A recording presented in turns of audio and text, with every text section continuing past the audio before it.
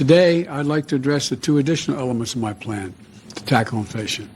One, bringing down the cost of everyday goods for families. And two, bringing down the federal deficit at the same time. Bringing down the cost, here's where we stand. The two challenges on the minds of most working families are prices at the pump and prices at the grocery store. Both of these challenges have been directly exacerbated by Putin's war in Ukraine. The price of gas is up $1.40 since the beginning of the year, when Putin began amassing troops at the Ukrainian border. This is a Putin price hike.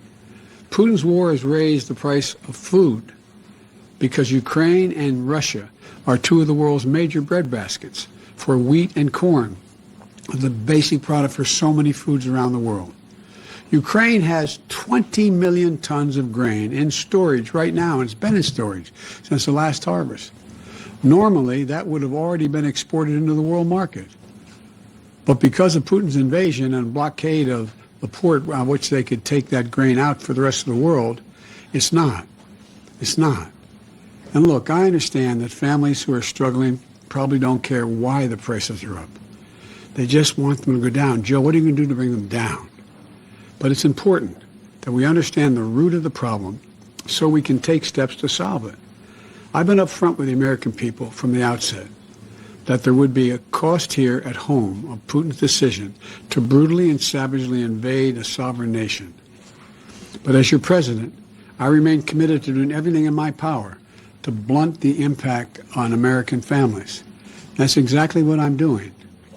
I led the world to coordinate the largest release of global oil reserves in history, 240 million barrels, to boost global supply and keep prices from rising even more.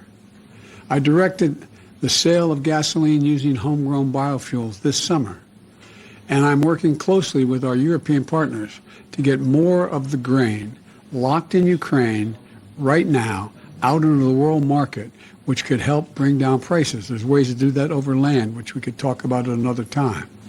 But actions have already helped to blunt that what would have been an even larger Putin price hike. As I said, I'm going to continue to use every tool available to me to further blunt those price hikes